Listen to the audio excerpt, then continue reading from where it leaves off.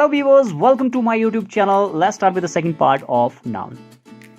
A noun is a word used as name of a person, place or thing. Noun की परिभाषा को हम कुछ और तरीके से भी बोल सकते हैं, like a noun is the name of a person, place, thing, qualities, actions and ideas. किसी व्यक्ति, वस्तु, स्थान, गुण, कार्य या अवस्था के नाम को नाउन या संज्ञा कहा जाता है. Different types of nouns are used to name people, animals, places, things, qualities, action and ideas. Here is a table, right? There are various types of nouns. Having seen these, you will recognize and you will be able to use them correctly in sentences. Have a look. संज्ञा को 5 भागों में divide किया गया है. Proper noun, common noun, collective noun, material noun and abstract noun. पिछली video में हमने प्रॉपर नाउन और कॉमन नाउन के बारे में स्टडी किया था. प्रॉपर नाउन क्या होता है, जिसे हम हिंदी में व्यक्तिवाचक भी कहते हैं. Proper noun refers to the name of a person, place and thing. और जब हम किसी भी प्रॉपर नाउन को लिखते हैं तो उसका पहला अक्षर कैपिटल लेटर में होता है. वही उसकी एक सबसे बड़ी पहचान होती है. वो किसी का भी नाम हो सकता है, पर्सन से हो सकता है, प्लेस से हो सकता है, थिंग से हो सकता है. क्या क्या चीजें उसमें आ सकती है, हैव अ लुक. दूसरी तरह का नाउन था जातिवाचक, common noun. A common noun is a noun referring to a person, place और thing in a general sense. Usually सामान्य रूप से हम सेंटेंस में इसको यूज करते हैं. You should write it with a capital letter only when it begins a sentence.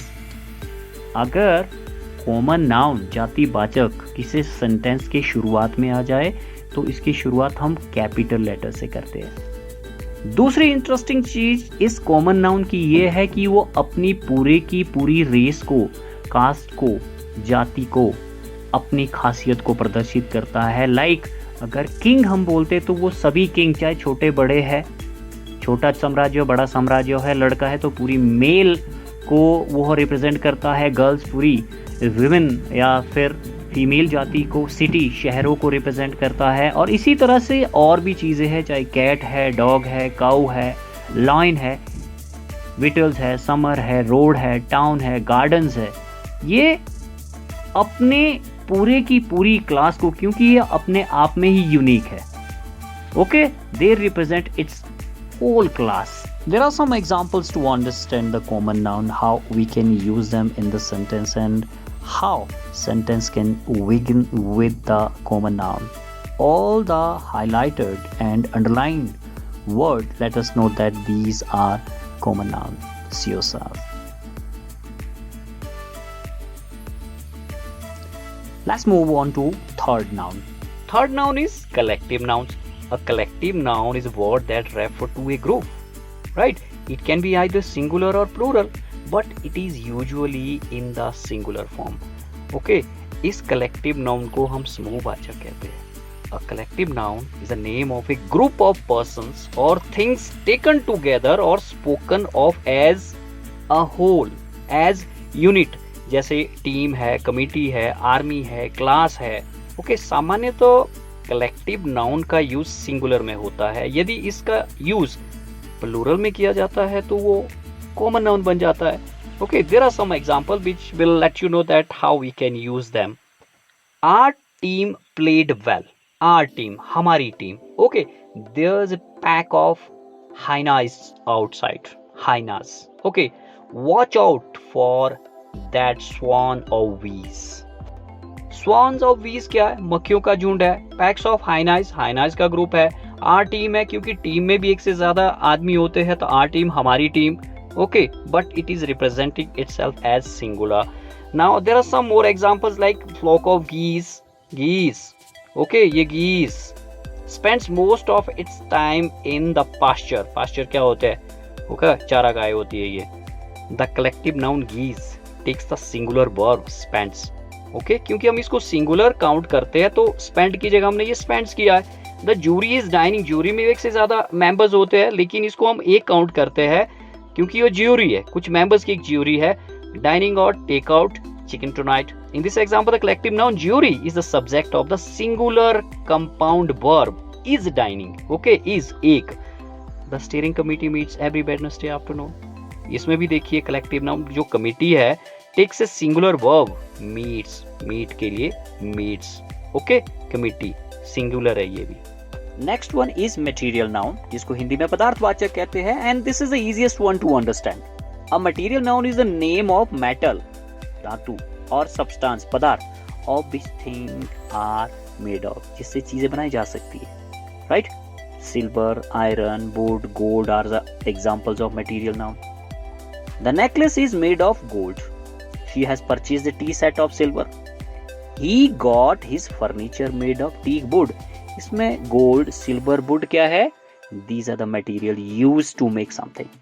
Okay, material noun generally countable नहीं होते हैं. इसकी गिनती नहीं की जा सकती. इसे मापा या तोला जा सकता है और जनरली सिंगुलर वर्ब का यूज किया जाता है और इसके पहले आर्टिकल का यूज भी नहीं किया जाता है. Hope you understood that how to use material noun and what are the material noun. Next one is abstract noun, भाववाचक. Abstract noun in general refers the name of quality, action or state. Okay, जैसे honesty है, bravery is a quality, hatred, laughter ये क्या है? Action है, poverty, young, ये एक state है, art, science, okay, physics, chemistry, music, grammar इत्यादि ये सभी abstract noun है, भाववाचक है. Let me make it clear to you that abstract nouns refer to ideas, concepts, emotions and other things you can't physically interact with. You can't see, taste, touch, smell or hear an abstract noun. Like एक और चीज, that success seems to come easily to certain people. I absolutely hate it when you make noise. Don't you love watching the sunset? He received an award for his bravery are some examples.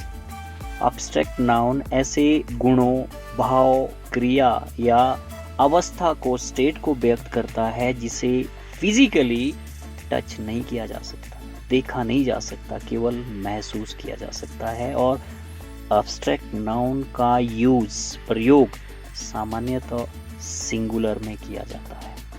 Lastly, buying the emergency lights was an afterthought. Afterthought. Justice often seems to slip out of our grasp. हमारी पकड़ से बाहर. Okay, justice. It is believed that schizophrenia एक तरह की बीमारी है, is transmitted genetically. Right? Highlighted words are abstract nouns. Dear student, there are some other kinds of noun which I will let you know in my next video. But before concluding this video, let me tell you about the concrete noun. Concrete noun क्या होता है? Concrete nouns are used for real things के लिए इसे use किया जाता है. That can be touch कर सकते हैं, देख सकते हैं, taste कर सकते हैं, feel कर सकते हैं और hear कर सकते हैं. Okay, concrete nouns can also be countable हो सकते हैं और uncountable भी हो सकते हैं, common भी हो सकते हैं, proper भी हो सकते हैं और collective nouns भी हो सकते हैं. Okay, for example, please remember to buy oranges. Okay, have a seat in that chair. See, there is a diagram. That's it, dear student. That was about noun and its classification. See you soon in the next video.